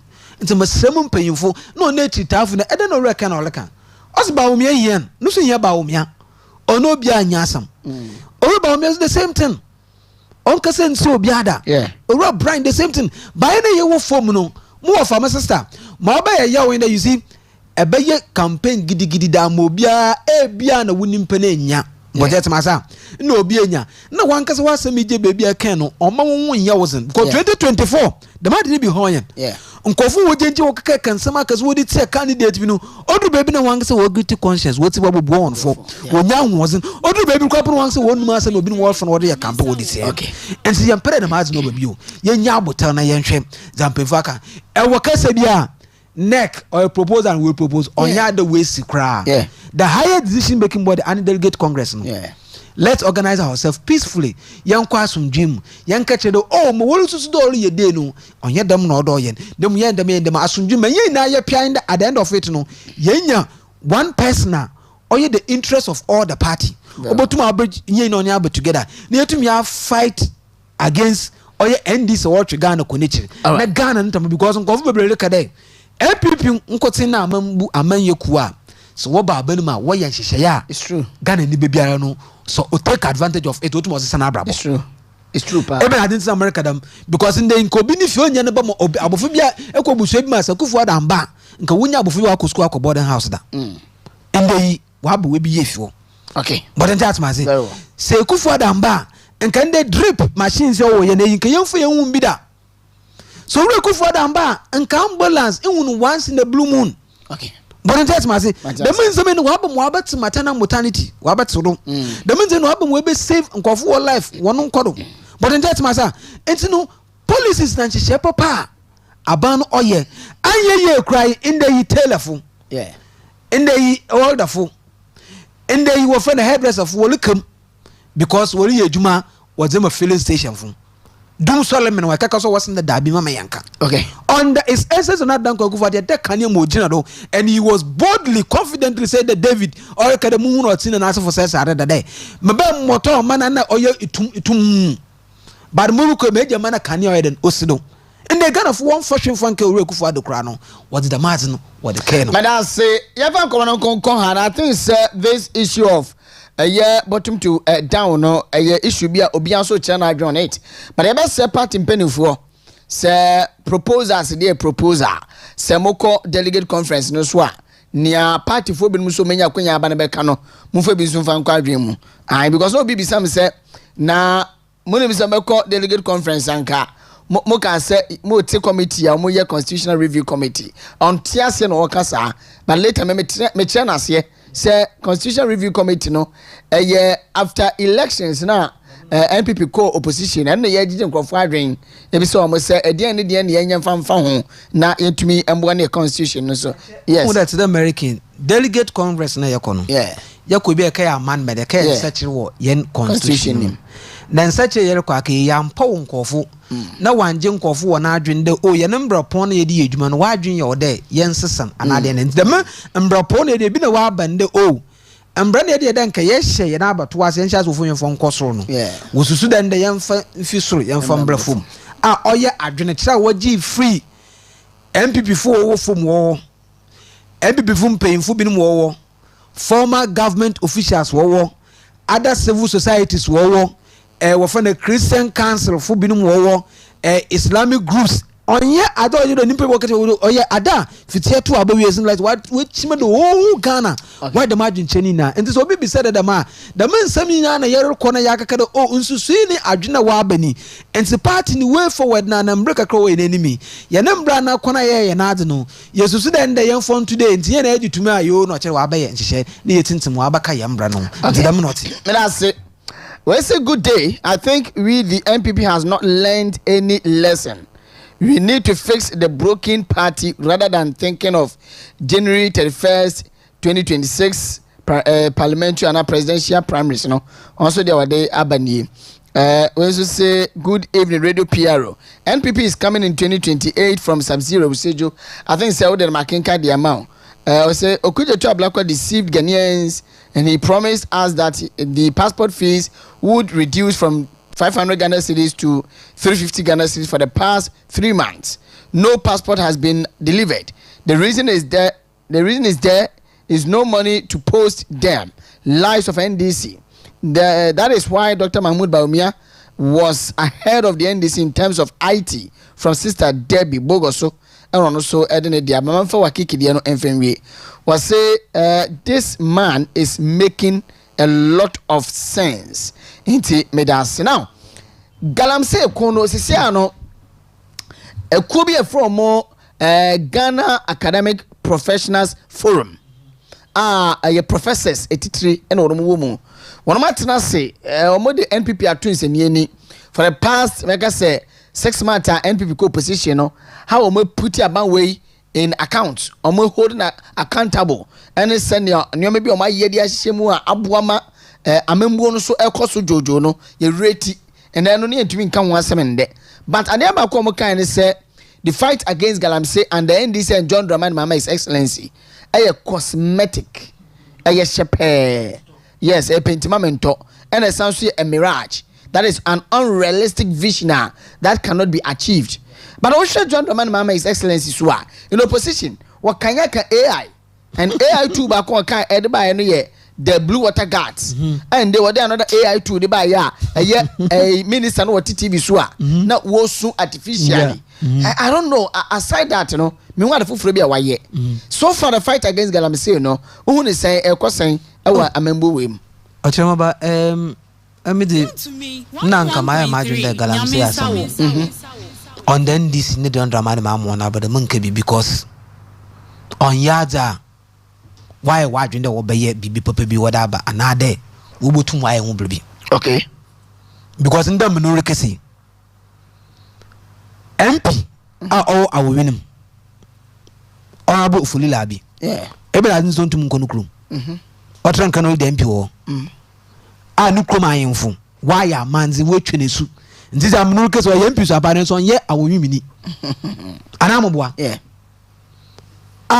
ochede Galamsey odimiteteman omampanyi no ntia and this as a party once here have they taken any disciplinary measures? Speaker of Parliament Uru Abamba be no ntia wetu aka hu bibia 101.3 ye fa no fonto nchene Aqua a Axim here constituency chairman. Okay. Number 1. Don't call constituency chairman. Anupor was ano Carl Kong. No what the machine base ni wobubu na de. E could was of one coalition against Galamsey. Yeah. You able to my yeah. She Galamsey nka on ye at the one. Because I mean we Jesus na bread crap no was it with the sika koko na ngu hom na issue what they call me what the cry what the kasra and say go do so yado ofifi wo duado na atete o se fom nto che de wo tutu but na sabi wo tu ni nyansem anamboa yeah until day from 2012 Roma man will be to work for China for no be Ghana from your friend Chamfine. You your friend Mercury. You your friend the excavator will find your construction. Them would fun to my sasso. And now also dama bambi sube ye binu so ko so mo de ka man kade MPP aman yoku obe wan ye Galamsey ni bi. Anu ti Ghana fu show won de yentu aba na yen fam ma won. Na won to mboko ntia. Anyama a one young MPO when I'm a penasam that mean MP Nicholas is it Nicholas Amankwa yeah that's was what crime off on catch no some boys have to eat and you can tell on what my name is Asam MP also is in Kawalbo open one can't boys no one shall you can order what boys what did he yeah because in the aqua one can what you concession na Erasmus as I don't every day moment update as I'm be saying there. The moon sooner sees I am an unuaye. My brother, since a year and it was cool, I be a maka to pure water, into to bottle water. look a boy pipe sisi alampa Ghana Water Company why that Albanese one kasa they are crying because when ejuma na worry no weska kasini na no osanka hyensunare no mu we ya na waji wo se na chi we ahia we go ni atonche na we boy potopoto na mara ye nom dama what is supposed to be so what is government doing in opposition what chende import within a first 4 months or 2 months what came attend he has all the security apparatus in just 24 hours they can calm down all these people but in the even asana abanaka chen also nda na lonya crowd mma mbebu na ejuma nse mbebu wat wo galamsey no ndi so ye na adwen there so obi galamsey na efi woda no kire da odo ye crowd do obofo one no ready na la no enimpa abende do phone kwa po na wo be wo bi wonedi Kwazan Bank ko wo fa na premise commission ko Ghana Education Service ko wo friend and Ghana Health Service wey you ko fezi e da ba come is a nurse fu binom wa sa do galamsey teacher fu binom wo do wo galamsey na aba na asu for there wey ya no che da aba no amu na ejuma anamboa go so ye ready do ba mu na ejuma ananda nchan otodo bio osinde galamsey no masika anambwa into the second day eluchada na regularize na enya sika do we yere da bo usrem and they menu ka say assembly common fund from 300,000 Ghana cedi to 1 million Ghana cedi 6 million Ghana yes ka per quarter ebrazo de ba job for the boys but that's masa and they menu ka say yet drama Ghana full be said obi neba okosua edibani ye na o man bibi de o onji non ye ediban on from boa service odo yere wenyo foso ayo Ghana foso want bi da anupo hwambedo owura kufa do obedi tum be second time na neba o sa do ye de midwumi ende na say e ba abanim yara owura ma neba wenye ska botum offer international boxers intinim Nigeria boxing award world title of an even adimpo ebe na jebo for bibi Joshua say bibi and yes okay and them international boxers how to break his protocol me was on the boxer be me was for Anthony Joshua I was not following Anthony Joshua yes on yes small time billions of dollars okay now wa pump we for America wa ba tena Ghana the one crap ya tell was boxing you crap cash we tv mpobam and then see I mean follow sports into that's the truth. Box no obi ebu wa wona nkofo ye mpere ye kada ma asem o kada e be so a. Okay. But that masa. Enwa. Asem nkofo bi send them within just 5 months in government. Sawes na wo ba na passport am o ye yi na da. Why don't he try promoting this yan kada on ye? On ye the margin before. Na ndo na so ba ben wenye sika wa budu tumotumo for international boxers. What's Ghana squad them on? The Ghana ni beno years kakra wanom no. Shades beno was a read and I said, I'm a catch makafa I take was a mere shim from Central Molocono, Carl Conan Chancha Forest. No who rugufum. And the president only a beninum of why watching there. One country in the Oramako Wabatran come and Mobosi in Abadibu. Conana constituency. Prison yard and Bomu to Galamsey. What is he doing? Yeah. I will catch and there. Nyan say him the China ni. Obobebo to yen gold. Now ebesabo bono ko no betre plane mo wako. Anamboa. Yeah. In the even asan no risi. We deport one. Na wako na waba why recycling. Yeah. And see in would there nothing in wun yenu sunu. We aye kwa Ghana ni bia beji that's day. Getting to latter part of 2020. Operation Galam stop and the rest. Wa ye juma me hunda nkobra sunu no little. Me hunda Ghana fu hunda abono ye brobi. That was why NDC quickly moved to the Galamsey communities. Na wokoba abani dzimba no odo mpe wona asam. Yeah. Chairman I said nkatum kagina ofunso Galamsey said we say na stores e ban say na matum. No so akufo ado ni nkofo no mutetefu mo ha adwen ye ba mamatu mo mo no business akoso. Abete was agro minister Peter Boamo Tukono. Yeah.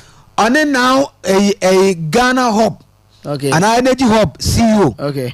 owura ofren nampo former Minerals Commission director is a why Tony Obin yeah wetu we kedire so aka to hwe kufo na nya Peter Bo motuko no kokubu ahen yes wo ka sa story na dey very good kokubu ahen wetu we kedire nsu no aka te na wu da kufo no nkofo hyehye efum ha abano olubo nsu no ban olubo japade no ban no wonyim na se woto mana obase na ebotuo na efi nsu na wore se no obase ebotuo na efi japade na wore se no no enti no 120 na se woto wuti na we nya licenses yeah we ye bibiara ye baba ni abehye kena he epempo akafa excavator no fekesi wo friend den be poso nsuna ni fifi ne to be ntum ye wo hwe enti the main something na no ben ebe na ade no see wo oboase mines shaft okay meba but don't my sir yes these are the problem they give it to the youth they yebe no more into look at to the standpoint there more legalized shaft no krapo no mbemu mpere wosen no wo ye and up to now what is the president telling us? Eben update, eben report, eben differences. You know so good research. Mbebun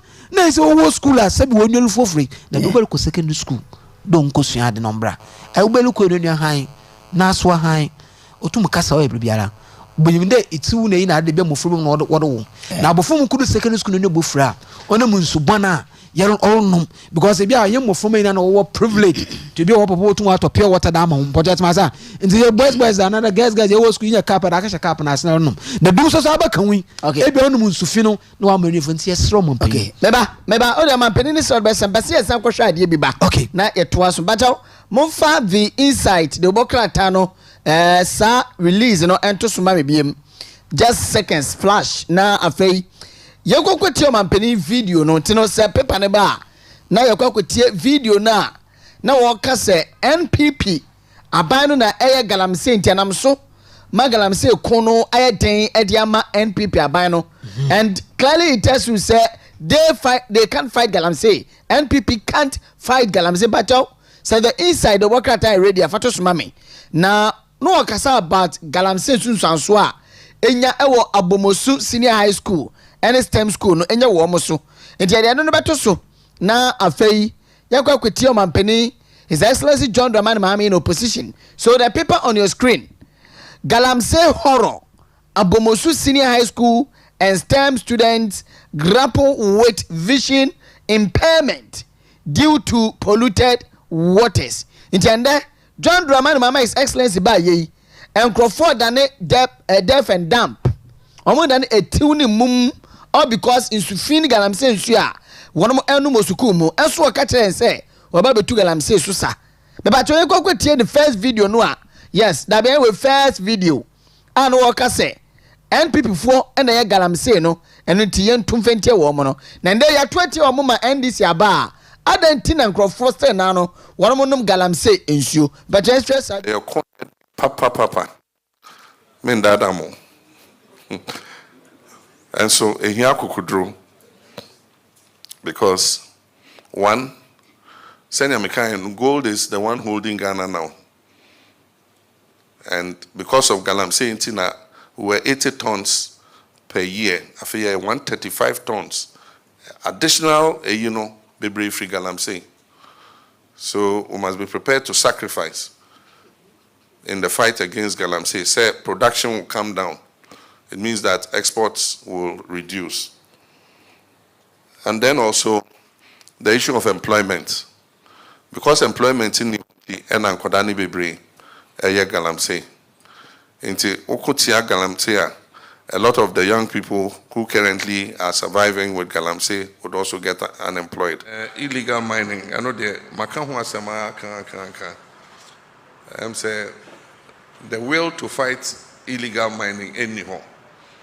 If we say we share buying ya omo mankasa omo crofo na ye omo chief executives omo MPs omo ministers omo nyina our gold concessions are omo de sa illegal mining ni na ne omo kan say omo say party here sika. That's the slogan omo de yes then party here sika nti obi ye bi. Into the market say my buying or pursue your miner or the miner. You can't serve as an appointee in my government and be a miner at the same time.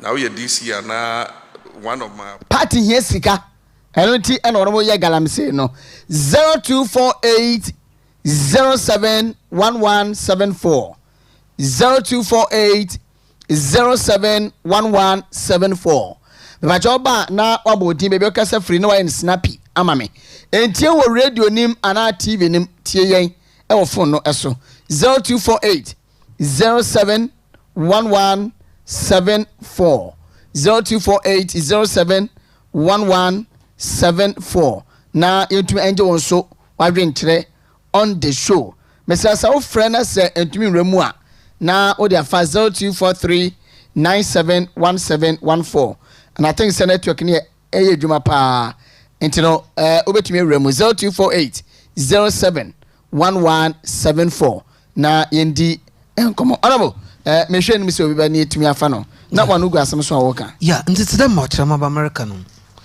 ehwa omompanyin ti da America o se party yeska entina abanda don wentum wensine nanipi na wankono Sunday party executive na ade yejitum anu so tina Ghana fo hwe wodi ti abanda don de awode eba ezuna embassy fom ento Okyeremaba sisi anu so ama ya ti ase de agazin chairman party yeska anunti no dom wo guru to galamsey banyamanya awowim MP party yeska anunti na wontum wanchin dunko chairman party yeska potentate masi yeah because no one can no numa asam no rekan but no course mo in there NDC as a party oni Owura John Dramani Mahama so wakada hwesula my brother that shofum all right because za won ankasa wo ye no na za wore ye no an wo penten wo pio do to bi no do okay me ba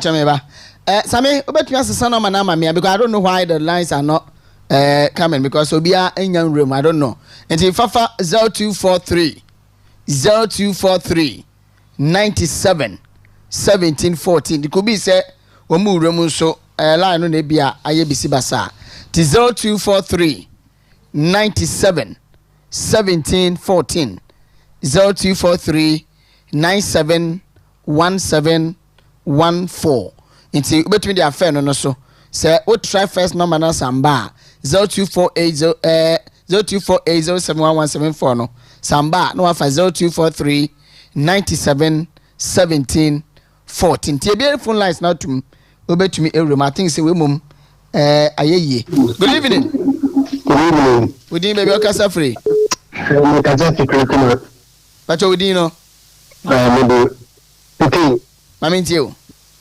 NDC for the man what na eduwetia anya eduweni ntimene kande yashwe what they are going to visit the country yashwe na mahama ena me mpadi kan wakade kwesura aya wode hwepum aya adatu ene ya meyedu America on so me da CP hello good evening hello good evening right good evening baby okasa free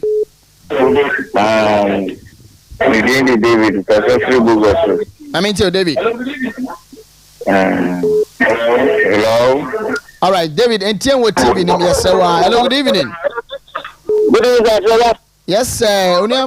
Good evening, baby. Okasa. I'm Adam. You can see the man in Kuwait. I mean to you. Achema nyamisha na juma pawo. Kacha mano to njo no nyamisha no wase. Yango ponto no kom. Achema na meti aka ka say so youth na woman really say decide. MPP san baba ni. Because MPP for NDC for the mebe ni the MY.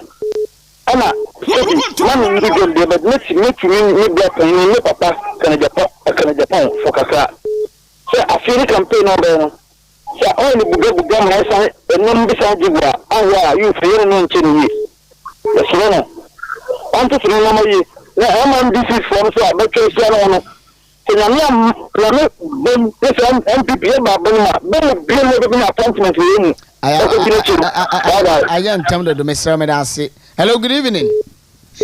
Radio PRO. It didn't want to yes, sir. Boss, it didn't hear that for Takoradi in Takoradi. Only any come on. we are Mamin Chow na Enchill with for His Excellency Dr. Okyeremaba Bomia, Nyameba, Radia Casa, where we will be Radia Suji, kind of the income MP from Copo, Honorable David Asante, Boaki Mamin Chow. Okyeremaba, Mukunya, we will reach the money and then this one. So, Opadia Sita and this new one, and it is for me, I'm going to heaven, and pay an idea on something change this new gentleman. Anything. Okyeremaba, gentleman, Mamma, catch a gun and also with galamsey. Galamsey or the UFN saying, one, Ben, artificial intelligence, or then, or Diba. After the 2 years. Now, one year, up to now, say, Okyeremaba, after declaration, and no good that your mamma needs some more Ghana. Oman Mpuntuo, Kasa, are you code of conduct at your mark affairs of no more now what I will show them. So just say, and this is really proper. Okyeremaba, we are future, you don't say people for when can you say you can't go one. And you can beat me Ghana. Apart from that. Political party do with Ghana. Okyeremaba, let's say people say you can't not to hello, good evening. My brother, Yamia Dumo, one over Capia, Yanko, my brother. Yes, sir. Mercy, and Yanka Sabon, some different from one and one pop one also Kate. Obaka, Oya incoming president for 2020, Dr. Lad Mahmoud Bonya. The eye of the region, honorable Kobina, me and Piloya and Kofi, the promise, and men at work, honorable the honorable Buama, you could Japa, and all your Mr. teach you. And now, not chairman incoming, chairman won't to me, the national women organizer, which Oya Catching Abima Puku, and I mean, good question could put the president. Look at that. What's for your Oyamuni Bill String? I may be a person Kuyan Mujaba, and said your mamma and this media to come the day. Let us some natural summer your mamma Baba Gana photo. Madonna for you to me, you've been for show. No, what to ability and people know, eh? Why the second and try, you and woman in my end who do. Ah, now you will come a Western region, you interchange. GMPC headquarters were. Matter secretary, young American investing with young Panta. You don't know the way you have to, or yeah, good move, Dido. We now Western with the union, so. Ah, young NDC our union MP. I went to my tag and I'm saying, Manuka say, then I'm saying Manuka for working is so. And therefore, my dog Tilida, or to the cream. My brother, and then the former of BEC, school fees into us are taking him into one. You are the mamma, but I gonna put there. Port or by a 24-hour economy at the port. The port I 24 hours away, my brother. Very well. And it's more to trust MPP in Payfina. Women come to me up with making president, you know. You president, you are some the going on, you to my come the baby, I'm in shop, papa. Go to my band, go to my better chairman. What's my food? What was you?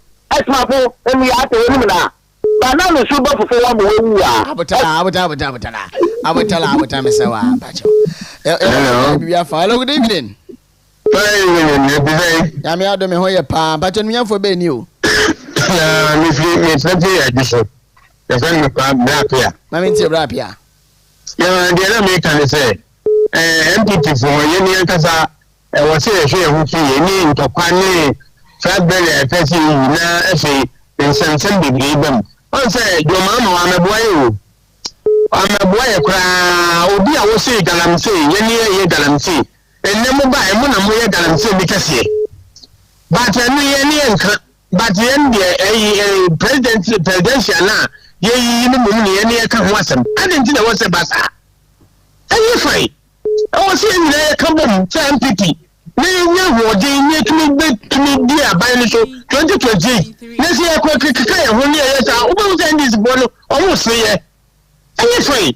India, the message is a big promoter. Women come back. Name to me in simple say 2028, the young and I day. You don't hear about them. Then you say a 2 account near dinner and why. When you say a light day, ready a coso. Share a bianism. Acquire cement, Yenny was anything. And then this young good 100 is another 120, 130, which winter cement. Very well. And then Bazaar. Okay. No one more time, a full range to you there, a cuckoo. hwe nipa ewu the mama ba ben bia di tawu unse na na do ba eba mu no onse ankan di tawu sei nti ya o si hwe wi ye da wase meso me da se enda de mo de be chemina ya me adom o china anopa hot issues ya be pick course no dodo pa initially na ye homa na embwa nti no ma course ni ticket mu kakra yesre mu fanche ya me adom o china pa e be sia on hot issues from 7 a.m. to 9 a.m. na yetumi edin komo Judgment Dental Clinic Mr. Oyen eseni enumu eyade ene yehwe obu akakete tewa ma wose no woji hu bia nje Mr. Foko Judgment Dental Clinic examination consultation yebi energy no so root canal treatment RCT scaling and polishing and say the media ba kwa yeti and extraction teeth whitening braces teeth replacement teeth jewelries and restoration ejumedi ahodo asoba judgment ye hwe na yeti ema wo anything bibia fa na esen bia no ene wonum no fa kodan wo mo ena no ye kire me atwitwiri me so a yeyi mesia se enoma bia me ametumi nyi no na ohun so chama bandei meso metumi eye enoma obetwam ni ade na no sister o mes wa bra wo sin sisi ade bibia adam nti no wo so ko Judgment Dental Clinic Takoradi your pipe ano odu traffic lights na fatadi school Tadisco down junction kwan so na afensu no asa wo ko banchias road na onsabenkum eho ane ewo ODN bank danim eho ane Judgment Dental Clinic yewo 0559 139 582 0559 139 582 na wote wo so ya de ede akwa wo mpacho de me fami ye asemhia pa na yede ba tu enim se yemma Ghana man say na NTB na aya chopa nso na de tu enim se wo hunu obi saa ewo wo man temu ana o man twe a ne de Veronica Kumsin we finsia no dunson 17 years na me se wayira ehwe ne gidi pa 17 years enti no sama mo fa ne phone no ento screen so emfa emayen ya chemu se Veronica Kumsin na we finsia dunson yi wone ne sister ne nuaba enete e Takoradi mpatado I ben peace and love area mu ho no a ho na wono e won tabri pa mo the picture no beto with TV no so na wono mo chemu se ena no benada enumre ene da twato ye hunu no e wo on supermarket area mu Takoradi hanu sei ofrifie Tuesday ni tan ma chinu mu ene ba enumre mu ne hunu se wonenam on so baby na wo hye atare down no e check ana wo hye ena skirt check skirt ena no wo hye ena top no so eye brown me say wo ka fante na sabe fa cheme na adwumu aka no kakra nti se hunu ni pebi sa 17 years a entwen say bi asabe wakohye ne boy ho nti ona da o screen so no pa chan we na fa ni da bi o me say wa lady no emfoni kakani etwa wa nti mo fa nto so mame yes na adwumu ka ne kakra ena wa yede nti se wo hunu obi sa sister ama our 0594 0594 na sami sa phone kunya no wen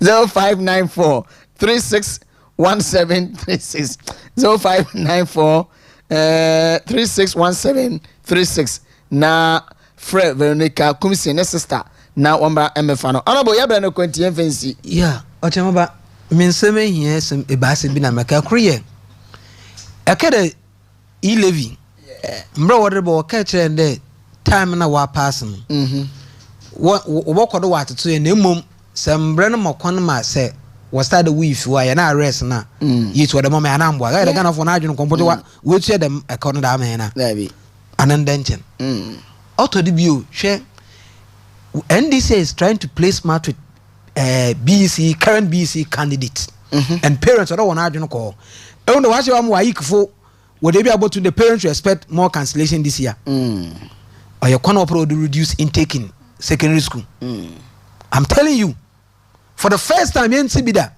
there's some one try ogudu ocho na wayi fu baba ka chen there you expect that film of okwo try exams about to twa one be person very well and corporate psychological power one but that's myself then finally on the dumso levy in fact sometimes mudun wa mentias there oyam oro mama na oka chen there or fix dumso asana police abanim to regu for the backer wa fix dumso on your news now so why do tumunya go dumso esu no eko Wikipedia oro mama na abro the dumso wode Ghana anamboa yeah na nka Ghana fu nyima do fundum so sure so why should he even have that gas onya kokudure say there two lebo mpo anka opo ye 11 because 11 so ye energy na so nso ada Ghana fu mpere what needing asoso nyanwa kokudure sa na medre ba ye eto da age Ghana fu okay that is dum so levy na ma say be say ndek wakada on the 1st July na obaba na wamba na was na ko 16th 16 July so wamba 6 ya no oba 31st another oba 1st okay ana say be say but medem kasel be wi today mo be ken MPP yen lose abeno when oba election yen lose election yan ye je etum no yeah because of yen ifie kasakasa yentum yen hwe ni okay masede EBS 2008 na EBS 2024 yen na yen face yen du wom okay na yen ye krona da ma bra yerukui yen talk about issue base okay me do ka 5 minutes yes me administration me be show mama why me das me brand ko pa abrante feno great Pablo minister ni Pablo was say oti pa wo ye Kwekuma Ridge I say Mr. Bedu for me greet Mr. Bedu for me I'm listening and watching him from the headquarters of Kwekuma Ridge and you know also what was super papa afi mama nya birthday wish we so enfiri o ma me ba chamo fa connect de no ento so mama na me wish no fast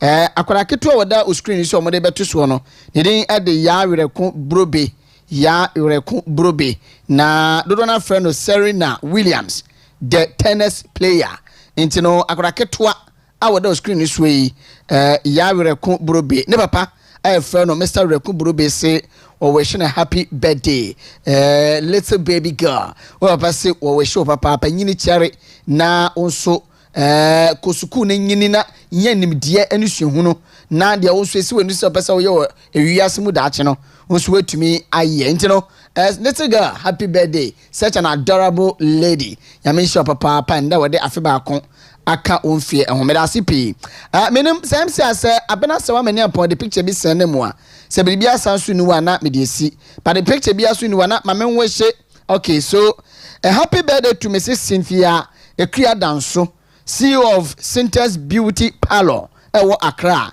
and then the birthday I said this birthday is from your beloved sister Teresa Danso and the family. They wish you long life and prosperity. May you live long, please. Yes, what's it mean wish you mountain?